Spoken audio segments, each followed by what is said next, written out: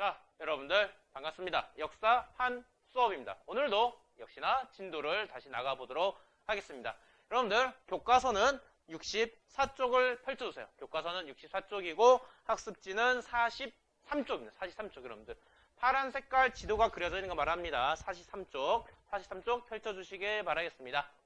자, 준비가 됐으면 우리 한번 앞에 확인해 보도록 하겠습니다. 오늘 배울 바로 외란과 호란에 대해서 학습해 보도록 할게요. 이 부분은 교생 선생님께서 수업했던 부분이긴 한데요. 한편으론 제가 다시 한 번 더 수업 진행하도록 하겠습니다. 우리 이 외란과 호란에 대한 내용을 들어가기 앞서서 저번 시간에 배운 내용을 다시 복습해 보도록 하겠습니다. 우리 저번 시간에 배운 내용은요.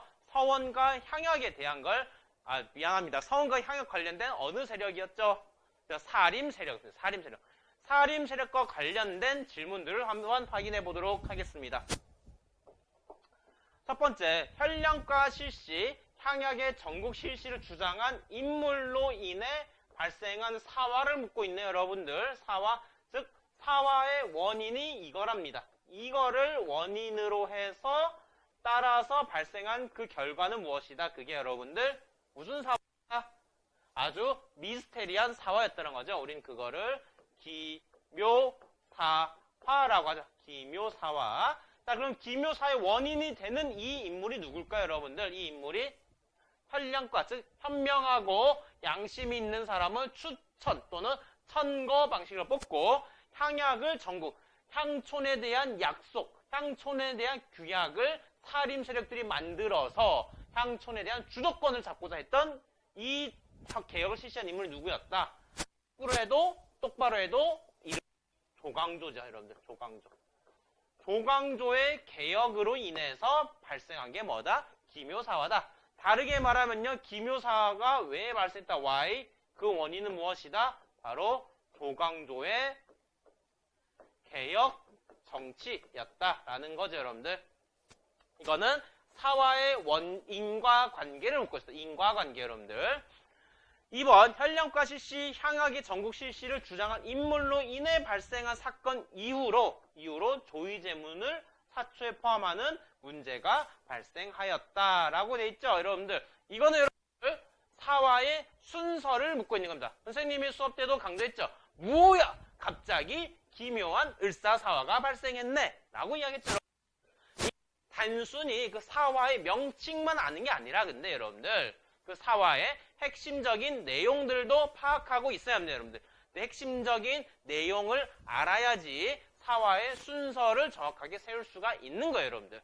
자, 그렇다면 각각 앞뒤로 서로 다른 사화를 말합니다, 여러분들. 첫 번째, 현량과 실시, 향약의 전국 실시를 주장한 인물로 인해 이게 원인이 되어서 발생한 사건이 뭐죠, 여러분들? 이 인물로 인해 발생한 사건이 뭐다? 기묘사화죠. 앞에 한 거 여러분들. 이 질문을 이렇게도 바꿀 수 있는 겁니다, 여러분들. 바로 기묘사화죠, 여러분들. 기묘사화 사건 이후에, 즉 다음이죠. 그 다음에 발생한 사건, 사화가 뭘까요, 여러분들? 기묘사화 다음에 뭐예요? 뭐야? 갑자기 기묘한 을사사화 발생했네. 뭐예요? 을사사화죠, 여러분들. 을사사화죠. 자, 그렇다면 이 뒤에 있는 질문은 을사사화냐라는 거. 그러면 읽어봅시다. 조의제문을 사초에 포함하는 문제가 발생하였다. 조의제문과 관련해서 발생한 사화가 뭐였죠? 이 조의제문을 보고 연산군이 뭐라고 말했어요? 무오사화였다는 거죠, 여러분들. 조의제문을 관련해서 한 건 무오사화였다. 무오사화, 여러분들. 그래서 순서가 맞지 않기 때문에 정답은 X다라는 겁니다, 여러분. X가 되는 거예요. 을사사화는 참고로 대윤, 소윤 이런 표현들이 나와야 돼요. 대윤, 소윤 또는 윤, 원, 형 그리고 윤, 임 이런 인물들이 나와야 됩니다. 이런 인물들이 나와야지 이게 을사사화와 관련된다라는 거예요. 그래서 이건 정답이 X가 됩니다. 자, 3번. 세력이 4차례 위기를 겪으면서도 권력을 장악할 수 있었던 이유는 뭐였죠, 여러분들? 사림 세력이 이렇게 피해를 많이 입었음에도 불구하고 끊임없이 자기들의 세력을 확대시켜 나갔습니다. 뭐를 통해서 여러분들? 하나는 교육기관이고요. 하나는 향촌에 대한 약속입니다. 그렇죠. 바로 지방에 있는 서원과 그리고 향약이죠. 서원과 향약을 통해서 지방에 대한 주도권을 높여갔다라는 거죠.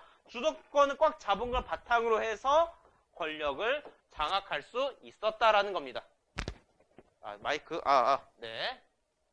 이해가 되시나요, 여러분들? 사화는 여러분들 단순히 명칭만 알면 안 돼요. 그 사화의 내용, 핵심 내용, 다르게 말하면 인과관계, 원인과 결과를 알아야 됩니다. 키워드를 알아야지 대시문에서 이게 무슨 사화인가 알 수 있는 거예요. 이것처럼요. 이것처럼. 그래야지 사화의 순서를 맞출 수 있는 겁니다. 자, 이제는 수능과 한능검을 통해서 파악해 보도록 하겠습니다. 선생님의 질문에 대한 학생의 대답으로 가장 적절한 것은, 그럼 선생님 질문을 파악해 봐야겠네요. 나가 당시 사회에 공통적으로 끼친 영향을 묻고 있습니다. 가가 뭔지 알아볼게요. 향촌의 공동조직과 상봉상조의 전통에 유교윤리를 가미한 향촌규약이래요. 향촌규약. 그리고 조광조가 시행을 주장했대요. 이게 뭐였죠, 여러분들? 향약이죠. 향약. 향촌규약. 향약입니다. 향약, 여러분들. 선현에 대한 제사와 교육의 기능을 하는 거. 지방에서 교육하는 거. 지방의 사립교육기관. 뭐였죠, 여러분들? 바로 서원이죠. 자, 그러면 여기 넣어봅시다. 향약과 서원이 공통적으로 끼친 영향 무엇일까요? 1번, 수령과 향리의 권한을 강화시켰어요. 수령과 향리의 권한 강화. 이거는 우리 저번 배운 겁니다. 뭐와 관련되면 바로 향전인데, 향전. 향전의 영향은 뭐다? 바로 수령의 힘이 강화되었다라는 거죠, 여러분들. 이거예요. 향리도 강화되긴 하는데 핵심은 수령입니다, 수령, 여러분들. 수령의 힘이 강화되었다. 어떤 결과? 향전의 영향이다라는 거죠. 2번, 기묘사화가 일어나는 원인이 되었어요. 뭐였죠, 여러분들? 아까 앞에서 봤어요. OX 퀴즈에서 뭐였어요? 바로 조광조의 개혁의 영향인 거죠. 조광조 개혁의 영향이죠. 조광조 개혁의 영향이 2번이다라는 거고, 3번, 신진사대부가 성장하는 기반이 되었어요. 신진사대부는 어느 시대에 살아가던 혁신가들입니다, 여러분들? 신진사대부는 고려시대였죠. 고려시대 중에서도 초, 중, 후. 그렇죠. 고려시대 후기였어요. 고려시대 후기에 등장했던 신진사대부들은요. 이 성장 기반을 누가 만들었는가? 바로 공민왕의 개혁이었던 공민왕의 개혁. 공민왕의 개혁. 대표적으로 성균관을 만든 거죠. 성균관. 공민왕이 성균관을 만든 거. 성균관. 그리고 과거제 시행 이런 것들이 있죠. 4번. 향촌사에 대한 사림의 영향력을 확대시켰어요. 정답은 4번이 되는 거죠, 여러분들. 사림 세력들은요. 향약이라는 성리학적인 윤리를 계속 강조함으로써 향촌사에 대한 주도권을 잡아갔고, 뿐만 아니라 서원을 통해서 사림 세력들을 끊임없이 생산하고 교육시켜 나갔습니다. 그러니까 이 사림 세력들은 향촌에 대한 주도권을 꽉 잡게 되는 거고요. 이 주도권을 바탕으로 해서 사화에서 큰 피해를 입었음에도 불구하고 결국에는 권력까지 잡을 수 있었다라는 겁니다. 서원과 향약은 이렇게 사림과 관련된다는 거예요, 여러분들. 5번, 민생 안정을 위한 과학기술에 관심을 갖게 하였어요. 이거는 여러분들 실학과 관련된 말입니다. 실학. 그래서 정답은 4번이 됩니다. 자, 21번. 나 사이의 시기에 있었던 사실을 묻고 있습니다. 그러면 사건이 무엇인지 먼저 파악해 봅시다. 윤일상 유승이 패비윤 씨의 시호를 의논하며 시호와 휘호를 함께 의논하겠습니까? 라고 하려니 시호만 정하는 것이 합당하겠다라고 했다. 승정원의 전교하기를 패비할 때 의논에 참여한 재상, 궁궐에 나갈 때 시위한 재상, 사약을 내릴 때 참여한 재상 등을 승정원에게 조사해야 하래라. 패비할 때 참여했던 사람들을 조사하래요. 패비 윤씨. 윤씨가 누구였죠, 여러분들? 패비된 윤씨. 윤씨들 중에서도 누구? 왕비자리에서 물러나고 그 다음에 사약을 먹고 죽은 윤씨 누구였죠, 여러분들? 바로 연산군의 어머니였죠. 연산군의 어머니. 연산군의 어머니죠. 연산군의 어머니가 죽음과 관련된 사람들을 조사하래요. 조사한 결과 있었다라는 거죠. 그리고 나서 연산군 뭐라 했다고요? 갑자라고. 어머니의 원하는 갑자라고 말하면서 이 관련된 사람들을 다 죽였다라는 거. 그게 무슨 사화다, 여러분들? 이게 바로 갑자사화라는 갑자사화. 패비윤 씨와 관련 다르게 말하면 자기 어머니가 억울하게 죽은 사건과 관련해서 발생한 사건이 뭐다? 갑자사화란 거죠. 어머니의 원한을 갑자. 자, 그러면 나를 봅시다. 의정부의 하교하기를 조광조 등이 나오죠. 또 말하죠. 조광조 등이 서로 결탁하여 자신들에게 붙는 자는 천거하고 자신들과 뜻이 다른 자 배척해서 후진을 유인하여 괴격이 비롯되게 말이 되게 어렵죠. 하여튼 조광조가 나옵니다. 조광조 나오면 사실 끝이에요. 뭐예요, 여러분? 뭐와 관련돼요? 바로 기묘사화와 관련된 거죠.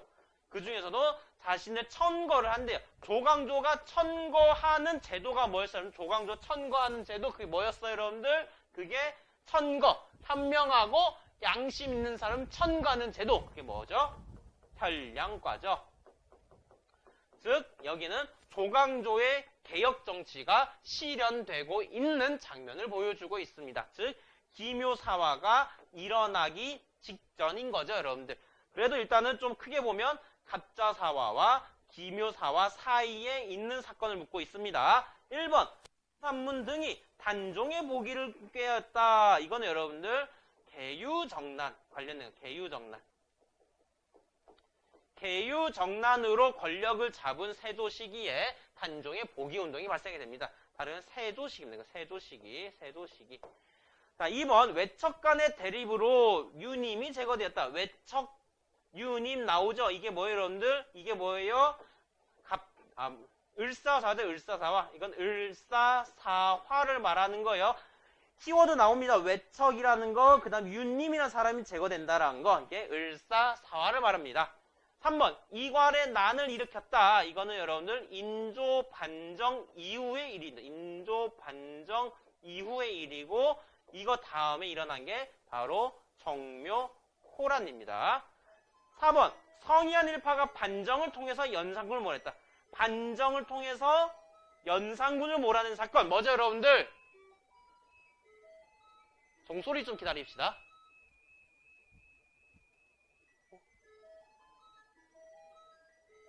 니나니 고릴라다 못생긴 놈 잘생긴 놈 이렇게 돌았어요.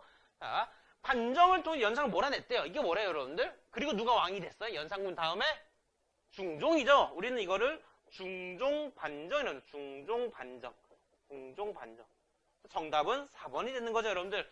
이 갑자사화는 연산군 때 일어난 거고요. 조광조의 개혁은 언제다? 중종이다라는 거예요. 그러면 이 사이에 있는 것은 이제는 연산군이 몰아내고 중종이 즉위하는 4번이 되는 겁니다. 5번 조의제문이 발단이 되어 김일손이 제거됐다. 화를 입었다. 조의제문 뭐예요, 여러분들? 이게 조의제문 무슨 사화?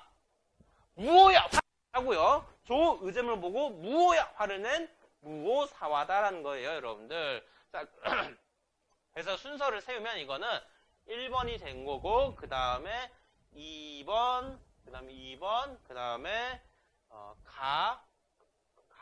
그리고 아니다 무오사화 아니죠. 그 무오사 5번이 나도 5번이 나오고 그 다음에 가 나오고 그 다음에 4번이 나오고 그 다음에 나가 나오고 그 다음에 3번 이렇게 됩니다. 순서 이렇게 흘러가는 거예요. 1번 즉 세조 시기 그 다음에 이때가 명종 시기 그리고 5번이 연산군 가연산군 그 다음에 중종 반정 그 다음에 중종 그리고 인조 시기 이렇게 흘러갑니다. 순서가.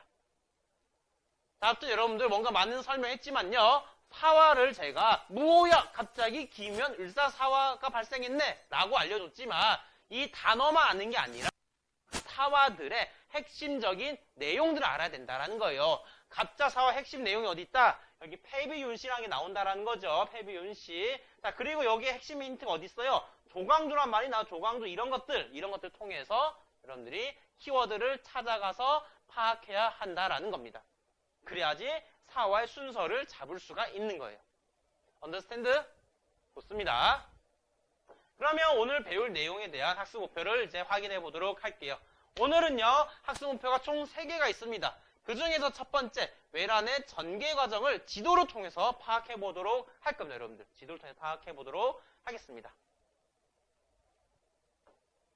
자, 외란의 발생 배경이 있습니다, 여러분. 어떤 사건이든 간에요, 그냥 발생하지 않습니다, 여러분. 여러분이 살아감에 있어서도요, 친구 간의 싸움도 있어서도요, 친구 다툼에 있어서도요, 그냥 발생한 게 아니에요. 항상 상황, 배경이 있습니다. 그런 상황 속에서 사건이 발생한 겁니다. 그렇다면 왜구들은, 일본 사람들은 도대체 1592년에 우리 조선 한반도에 왜 쳐들어왔냐는 것. 그 시대적 상황은 무엇인가? 그 시대적 상황을 따지기 위해서는 일본의 상황을 한번 확인해 봐야 합니다. 일본은요, 도요토미 히데요시 사람이 있습니다. 그 사람이 일본을 전국시대 통일했다라는 게 주요 상황입니다. 이 통일한 게 도대체 우리나라 뭔 관련이 있냐라는 거예요. 그러면 이렇게 한번 확인해 보겠습니다. 이 사람이 도요토미 히데요시예요. 도요토미 히데요시라는 사람입니다. 자, 도요토미 히데요시가 활동할 당시의 일본의 모습입니다. 일본의 모습. 우린 이거를 센코쿠 시대라고 부릅니다. 센코쿠 시대 또는 전국 시대라고 합니다. 전국 시대. 전, 영어로 all입니다. all. 모두가 국가예요. 보죠. 국가가 이렇게 많아요. 이렇게 수십 개가 많아요. 이 조그마한 일본 열도에, 일본 섬에 서로 자기가 왕이요, 천황이요, 내가 대빵이요, 내가 뛰어난 사람이요 라고 들고 일어나 국가를 여러 곳에서 만들었습니다. 우린 그거를 전국시대합니다. 모든 곳이 다 국가로 독립한 상황입니다. 자, 내가 왕이요, 내가 대빵이요, 내가 짱이요 하는데 이런 짱들을 다 몰아내고 이 전국시대의 혼란을 해결한 사람이 있었으니 그 자가 누구냐? 바로 여기 보이는 도요토미 히데요시입니다. 하지만 여러분 이렇게 생각해 봐야 돼요. 여러분 안에서 생각해 봅시다. 여러분 교실 안에서 서로가 내가 짱이요, 우리가 짱이요, 서로 권력을 막 이렇게 으쓱으쓱하고 있는데 갑자기 처음 보는 사람이 짠 나타나? 이 혼란을 다 평정했다 쳐봐요. 내가 짱이요, 내가 왕이요 했던 그 사람들 어떤 생각 들까요? 별 볼이 없는 사람. 이렇게 생각하는 거예요. 분명히 내가 봤을 때 별 볼이 없는 사람인데 갑자기 그 사람이 교실에 짠 나타나 교실의 혼란을 다 해결해 버렸어요. 분명히 박수 치는 사람도 있을 거예요. 하지만 그 왕이요, 내가 짱이요 하는 사람들이 한두 명이 아니었다는 거죠. 일본에서는. 한두 명이 아니었기 때문에 그 도요토미 히데요시, 별 볼 일 없던 그 사람이 갑자기 전국시대를 통합을 하게 되니 뭐가 생긴다? 불만이 생기는 거예요, 여러분들.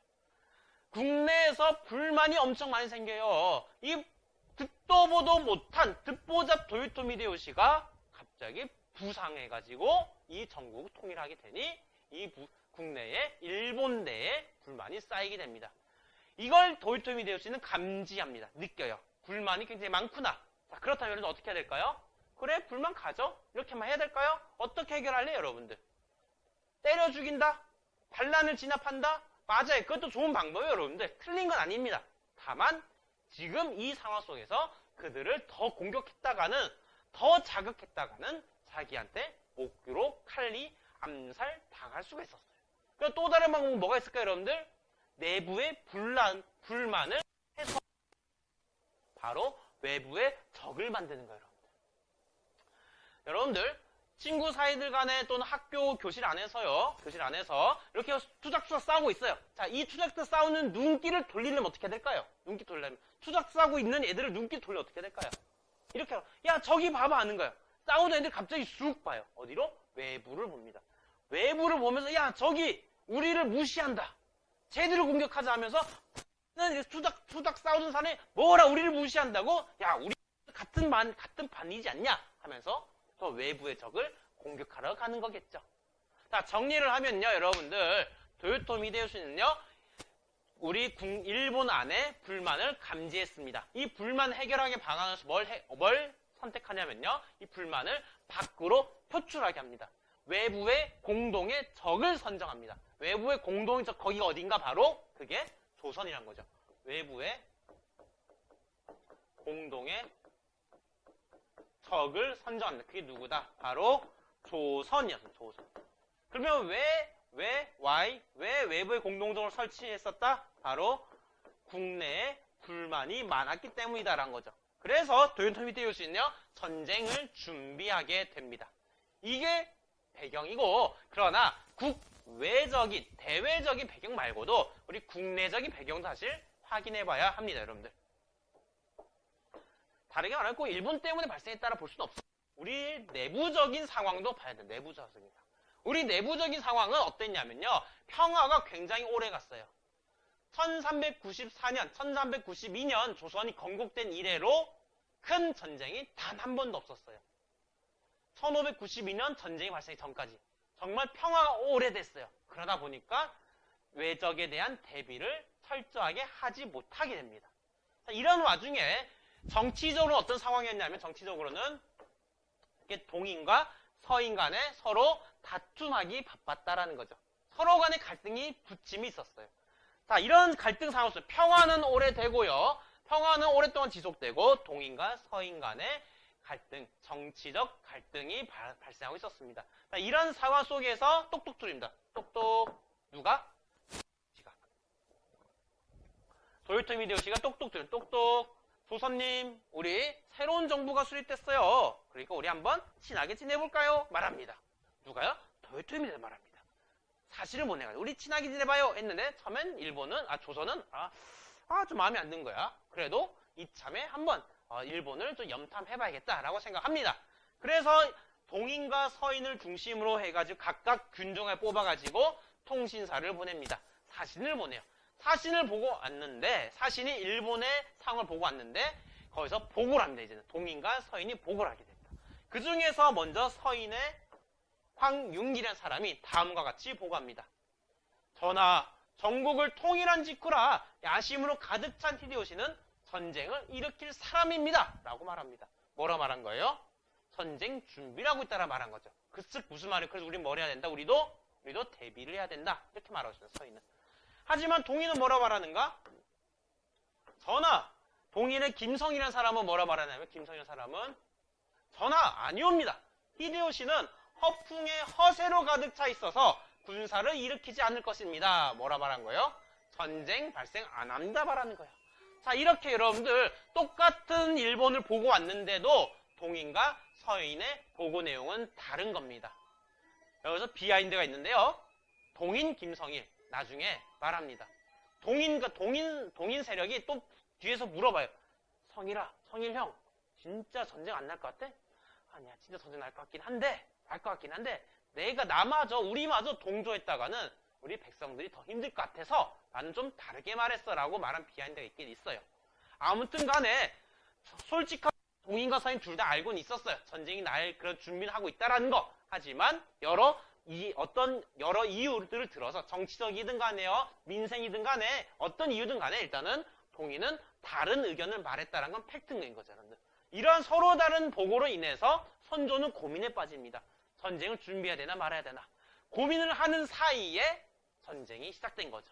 다르게 말하면 이러한 서로 다른 보고로 인해서 전쟁 준비를 놓치게 되고 결국 일본은 조선을 침략하게 됩니다. 그 첫 시작은 바로 여기 보이는 일본군이 어디에 들어가게 되는가? 부산에 상륙하게 되죠. 저를 따라서 지도를 그려보세요, 여러분들. 학습지에 저를 따라서 그려보세요.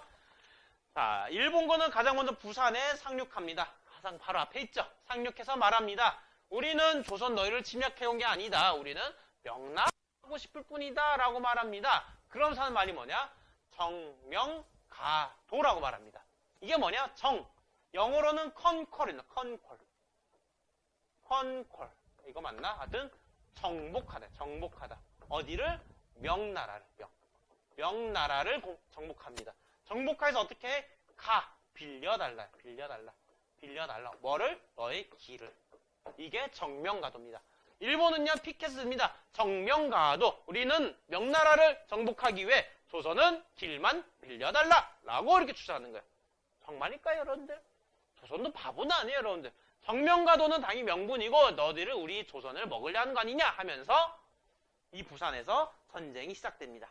자, 그러나 전쟁 준비가 제대로 안 됐다라 했죠. 또한 일본의 조총 및 다양한 신기술들도 많았고, 여러분들 단순히 조총 때문에 우리가 진 건 아니에요. 근데 조총 진 건 아니에요. 이 조총을 대신에 어떻게 활용할까에 대한 그 전술도 몰랐었던 거고, 또한 우리 조선의 군대도 많이 질이 떨어진 상태였어요. 왜냐? 아까 말한 대로 평화가 오래되었고 전쟁 준비가 안 되었기 때문이라는 거죠. 일본은요, 새로운 무기를 새로운 방식으로 아주 효율적으로 사격하는 방식을 택했다면 우리 조선은 아직까지 예전의 방식으로 싸우는 전쟁 준비가 안 된 상황이기 때문에 기울어진 운동장이기 때문에 조선은 금세 집니다. 그래서 부산에서 패배하고 또 금세 올라가 어디로 가는가? 충주로 올라가야 됩니다. 이 충주에서 누굴 만나게 되는가? 바로 신립장군을 만나게 되는 겁니다. 신립장군. 신립장군이 마지막까지 분전했지만 결국에는 판근대에서 최종적으로 전사하면서 우리 일본군은 수도 목전까지 올라가게 됩니다. 바로 수도 어디? 서울, 한양으로 들어오게 됩니다. 충주에서 신립이 패배했다는 소식을 들은 누구? 선조는 도망갑니다. 어디로 도망가는가? 선조는 도망갑니다. 어디로 도망간다? 바로 의주로 선조는 도망을 갑니다.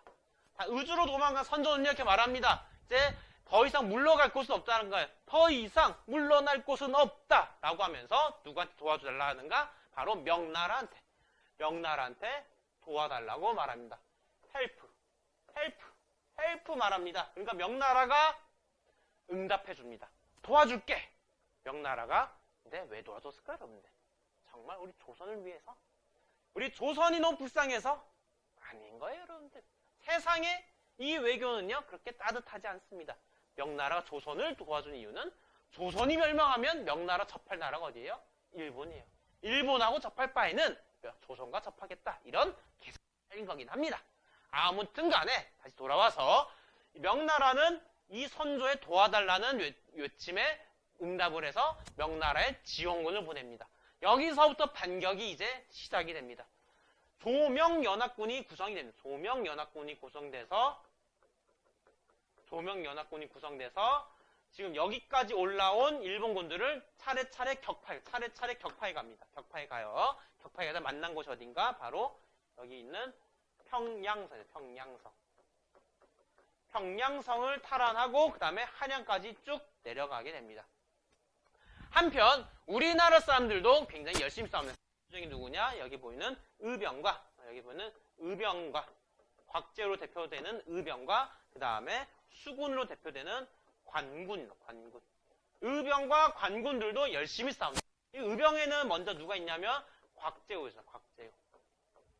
붉은 옷을 입었다 해가지고 홍위 장군이라고 부릅니다. 곽제우의 활약과 스님들도 활약하는 스님들 누가 있냐면 서산대사와 사명도 스님들도 열심히 활약하게 됩니다. 이 외에 이어지지 않은 의병들이 많습니다, 여러분들. 대표적인 의병들은 곽제우, 서산, 사명대사입니다. 그 중에 곽제우는 매번 붉은 옷을 입고 다닌다 해서 홍의 장군이라도 불립니다. 관군 같은 경우에는 크게 육군과 수군으로 구분이 됩니다, 여러분들. 육군 같은 경우에는요, 어디서 활약하냐면 여기 진주대첩과 그 다음에 여기 한양에서 좀만 올라가면 행주. 오늘 고양시쯤입니다. 고양시 행주대첩. 그래서 행주대첩과 진주대첩에서 활약하게 되는데 그 행주대첩에서 활약한 사람을 누구라 하면 권율이라고 부르고 진주대첩에서 활약한 사람을 김시민 장군이라고 부릅니다. 그 외에도 여러분들 조명연합군 아까 말한 평양을 탈환한 그런 성과도 보이게 됩니다. 수군은 대표적으로 누가 있었는가? 이 거북선을 이끈 이순신 장군은 여기 이 일대에서 한산도에서 승리를 이끌게 되죠. 어떻게? 바로 하객진을 펼쳐가지고 꽁 쏴가지고 하객 펼쳐서 한산도에서 대승을 거둡니다. 자, 이렇게 일본은 원래 육군이 이렇게 올라갈 때 일본은 수군은 이렇게 돌아와가지고 같이 협공, 육군과 수군 간에 함께 전진하는 전략을 짰습니다. 하지만 어디서 막혔어요? 지금 여기서 막혔죠. 육군도 지금 밀려나고 있어요. 이렇게 밀려나고, 육군도 밀려나고 있어요. 이러다 보니까 일본은 전쟁이 이제 길어질 것 같아요. 그래서 뭘 말하는가? 조선아, 우리 이제 휴전협정하자라고 합니다. 그래서 휴전협정을 하게 되는데 이때 일본이 내세운 휴전 조건은 대표적으로 3개. 더 있긴 해요. 근데 대표적인 3개가 이겁니다. 첫 번째, 한반도 남부 4개 도를 내놔라. 어디? 여기 보이는 경상도, 전라도, 충청도, 강원도의 땅 4개 도를 내놔라라고 말합니다. 두 번째, 명황실 공주를, 명나라의 공주를 일본으로 보내래요. 시집을 보내래요, 일본으로. 너무 치욕스러울 것 같아요. 3번, 조선의 왕자와 신하를 볼모로 보내. 시집도 아니야. 볼모, 인질로 보내. 인질로 보내래요. 자, 이거 보니까 어때요? 누가 화날까요? 명나라, 조선 둘 다 화나죠. 일단 이 땅을 내놓은 것 자체에서 조선도 화날 뿐만 아니라 명나라도 일본과 너무 가까워지게 되는 거죠. 그리고 명나라 황실이 공주를 보낸다라는 것은요, 이제는 그 일본 천황의 아래로 들어간다라고 볼 수가 있어요. 그리고 여기 신하를 왕자와 신하를 인질로 보내라? 결혼도 한 인질? 더 치욕스럽죠, 여러분들. 그러다 보니까 이 휴전협정은 결렬이 된다. 휴전협정은 결렬이 되고 다시 전쟁이 발생하게 되니 우리는 그거를 정유재란이라고 부릅니다. 정유재란은 전쟁이 뭐 지지부진하게 발생해요. 뭐 어디가 더 우세한 건 없었는데 그게 어디서 딱 육군에서는 지지부진하게 발생하게 되는데 수군에서는 큰 성과를 내는, 어디 성과를 내는가? 바로 여기 있는 명량해전. 명량해전에서 이순신 장군이 여전히 승리를 이끌게 되다가 그 다음에 히데요시가 죽습니다. 죽으면서 이들이 이제는 다시 철수를 해야 돼. 히데요시가 죽으면 철수를 해야 돼요. 철수하는 과정 속에서 이들을 마지막까지 싸우는데 어디서? 바로 노량이라는 곳에서 마지막 싸우다가 이순신 장군은 전사하게 됩니다.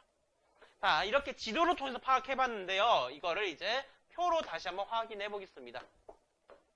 임진왜란 시작은 부산에서 침략으로 시작을 하게 됩니다. 그런 내성게 뭐였다, 여러분들? 정명가도였다. 정명가도.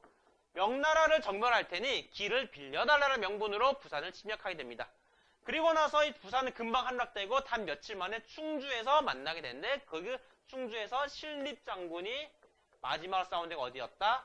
판금대 전투였다는 거죠. 신립장군이. 그리고 한성 함락, 5월달에 함락이 됩니다. 그러면서 선조는 의주로 피랑 가게 되죠. 선조는 의주로 피랑 가게 됩니다. 그러면서 조명이 구성되고 반격에 들어가게 됩니다. 의병 같은 경우에는 곽재우라는 홍의장군 곽재우가 진주에서 활약하게 되고 서산대사는 묘양산, 사명대사는 금강산에서 활약하게 됩니다. 묘양산과 그 다음에 그 금강산 정확한 위치는요, 교과서 64쪽 좌측 지도를 해보세요, 여러분들. 위치는 그쯤 됩니다. 김시민 같은 경우에는 진주에서 활약하게 되고요. 권율 같은 경우에는 행주라는 성에서 활약하게 됩니다. 그리고 조명연합군은 평양성을 탈환하게 되죠. 수군 같은 경우에는 이순신이 한산도에서 하객진을 펼쳐서 승리를 이끌었다는 거죠. 이렇게 반격이 이루어지게 되니까 휴전을 제의하게 된다. 하지만 첫 번째, 뭐였죠?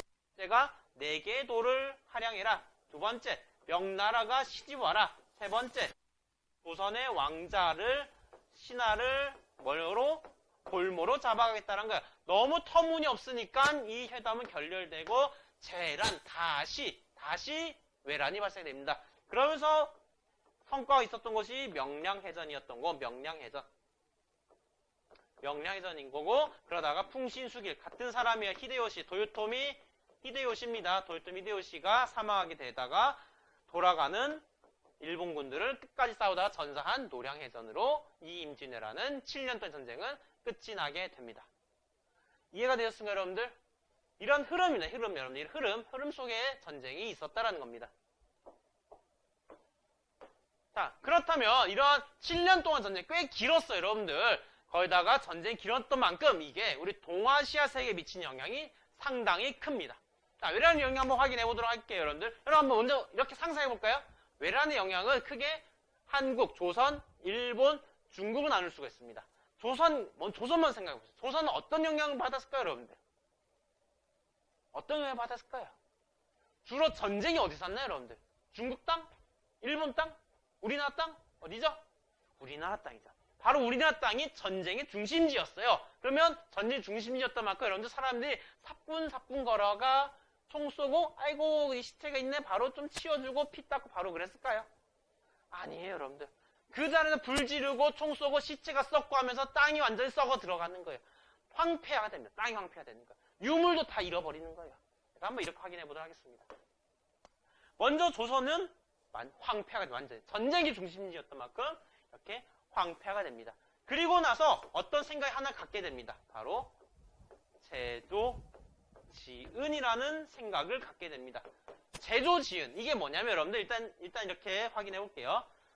자, 우리가 이 땅이 황폐화되는 상황 속에서 명나라는 어떻게 되냐면 명나라는 일단 일본부터 확인할게요 여러분들. 자, 일본 같은 경우에는요 새로운 정부가 들어서요. 새로운 정부. 그 새로운 정부를 뭐라 하게 되냐? 바로 에도 막부라고 해요. 에도 막부. 도쿠가와 이에야스가 만든 정부입니다. 도쿠가와 이에야스. 도쿠가와 이에야스라는 사람이 이 도요토미 히데요시를 몰아내고 새로운 정부를 만드니 에도 막부랍니다. 이 에도 막부는요 새로운 정권이 수립됐으니 조선과의 새로운 외교 관계를 요구하기 시작합니다. 그게 바로 뭐냐?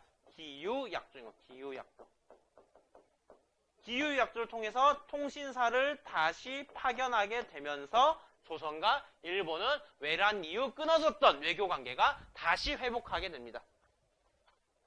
그래서 학습지에도 그런 말이 있는 거예요. 여러분. 풍신수길 정권 붕괴와 새로운 정권 수립된다. 우린 그걸 에도 막부라 부릅니다.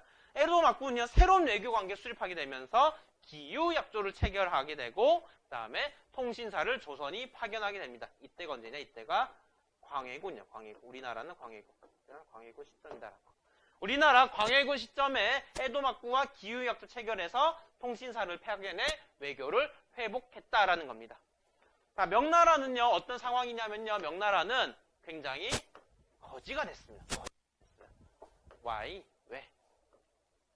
Why? 바로 조선을 지원했다는 조선을 지원. 막대한 자금을 들이고 인력과 그다음 경제력을 발휘해 조선을 지원했어요. 그러다 보니까 명나라는 자신의 국력이 약화된 거예요. 국력이 약화됩니다. 자, 조선을 이렇게 뭐라 해야 될까요? 국력이 약화될 만큼 명나라 도와주고 조선은 결국에는 일본에 먹히진 다시 살아났습니다. 자, 그렇다면 조선은 명나라에 대해서 어떤 생각을 가지게 될까요, 여러분들? 어떤 인식을 가지게 될까요? 다 죽어가던 조선을 명나라가 살려줬어요. 근데 그 명나라는 굉장히 어려워졌어요, 여러분들. 어떤 생각 가질까요? 굉장히 고맙죠, 여러분들. 고마운 걸 넘어서 땡큐를 넘어서 어떻다? 은혜로워요. 굉장히 은혜롭습니다, 여러분들. 굉장히 아주 가시인 거예요. 완전 신이에요. 그래서 우리는 그걸 뭐라 부르는가? 바로 조선의 제조지은이라고 부릅니다. 만들다, 메이드, 만들다라는 거야. 뭐를 다시 만들어준 은혜라는 거예요. 다 쓰러져 가던 이 조선이, 일본에 의해서 쓰러져 가던 조선을 다시 일으켜준 은혜가 있는 나라다라는 거. 그래서 명나라에 대한 어떤 분위기가 확산된다? 명나라에 대한 제조지은 분위기가 확산이 되는 거예요. 조선은 이제는 그러니까 자기를 희생해가면서까지 우리를 도와줬기 때문에 조선은 명나라에 대한 의리를 다 지키고자 하는 생각이 확산이 됩니다. 자, 이렇게 명나라가 약화되는 그 상황 속에 조선 북방에 한 민족이 있다 했어요. 그 민족이 뭐였다, 여러분들? 북방의 한 민족이 여진족이었습니다. 여진족. 명나라가 이렇게 약화된 틈을 타서 여진족이 성장합니다. 이 성장하면서 이제 나라도 바뀌어요. 뭐로 바뀌는가? 후금으로 바뀌게 됩니다. 자, 정리를 하면 조선은요, 이 동아시아색 영향은요, 먼저 조선 같은 경우는 황폐화됩니다. 온 곳이 황폐화됩니다. 황폐화되었지만 그래도 일본에 완전히 먹히진 않았어요. 조선이란 나라 자체가 멸망하진 않았어요. 왜? 바로 명나라의 지원이 있었다는 거죠. 명나라의 지원으로 다시 살아나게 되면서 명나라에 대한 은혜로운 생각을 갖게 된다. 제조지은이라는 생각을 갖게 된다는 거예요. 한편 일본 같은 경우에도요. 도요토미 히데요시 정권이 몰락하게 됩니다. 몰락하게 되고 새로 난 정권이 뭐다? 에도 막부라는 정권이에요. 에도 막부라는 정권. 새로운 정권이기 때문에 다시 조선을 똑똑똑 두드립니다. 조선님, 저희 왔어요. 뭐야? 그래도 우리 공격한 놈들이잖아. 저리가! 하는데 이렇게 조선님, 형님, 우린 달라요. 도요토미대요 다른 정권입니다. 그럼 우리 다시 친하게 지내봐요. 라고 말합니다. 그래서 맺은 게 뭐다? 그게 기유약조라는 거예요. 기유약조. 기유약조를 맺고 그 다음에 외교관인 통신사를 파견하게 됩니다. 이때 조선은 누구였다? 광해군이었어요. 조선은 광해군 시기였어요. 중국은요, 중국 지역 같은 경우에는요, 명나라는 국력이 약화됩니다. 이 틈을 타서 여진족이 성장하고 후에 후금을 건국하게 된다는 거예요. 자, 여러분 정리가 되셨나요? 네, 좋습니다. 자, 그렇다면 우리 오늘의 수업 내용은 여기까지 하고 한번 학습 목표를 통해서 오늘 배운 내용을 다시 한번 확인해 보도록 할게요. 외란의 전개 과정을 파악해보자 했어요. 외란의 전개 과정. 아래에서 위로 올라가 생각하십니다. 처음에 부산에서 시작을 해서 그다음 어디서 충주 판근대에서 지고 그 다음에 한양을 점령하게 된다는 거죠. 이 틈을 타 선조는 어디로 갔다? 의주로 갔다라는 거죠. 그러면서 반격이 시작됐습니다. 반격은 크게 세 측면에서 봤습니다, 여러분들. 하나는 관군, 하나는 의병, 하나는 조명연합군. 관군 같은 경우도 육군과 수군으로 나눠서 볼 수가 있죠. 육군과 수군. 육군 같은 경우에는 진주대첩, 그 다음에 행주대첩 이런 게 나왔었고, 그 다음에 또 다른 조명연합군이 평양성을 탈환한 내용들이 있었다는 거죠. 수군 같은 경우에는 한산도 대첩이 임진왜란 시기였던 거예요. 그리고 의병 같은 경우에는 곽재우라는 사람이 있었고, 그 다음에 서산대사, 사명대사 등 승려들이 활약했다는 거죠. 그러면서 이제는 전쟁이 너무 길어지니까 뭘 했었다? 휴전협정을 논의했으나 결국 결렬되고 다시 정유재난이 발생했다라는 거죠. 발생의 과정 속에서 명량에서 승리하고 그다음에 도요토미 히데요시가 죽고 그다음에 어디서 노량해전에서 끝으로 임진왜란은 끝이 난다라는 거예요. 자, 이러한 크나큰 전쟁 속에서 동아시아 세계가 많은 변화가 일어났다는 거예요. 조선 같은 경우에는요, 가장 중요한 무슨 생각을 갖게 되었다? 은혜로운 생각을 갖게 되었다. 누구에 대해서? 명나라에 대해서. 바로 제조지은이라는 생각을 갖게 되었다는 거예요. 그리고 일본 같은 경우에는 어떠했다? 정권 들었다. 무슨 정권? 에도 막부라는 정권이 들어섰다라는 거죠, 여러분들. 그러면서 기요약조를 맺어서 다시 외교를 회복했었다는 거고. 그리고 이제 중국 지역 같은 경우에는 명의 국력은 약화되고 누가 성장했다? 무슨 족? 여진족이 성장했다는 거고, 여진족 무슨 나라 만들었다? 후금을 만들었다. 이게 우리 배운 내용 전부입니다. 자, 그러면 오늘은 여기까지 수업하도록 하겠습니다. 다음 영상으로는요, 호란의 전개 과정과 호란을 통해서 우리의 인식이 어떻게 변하는 것까지 한번 다뤄보도록 하겠습니다. 여러분 모두 수고하셨습니다.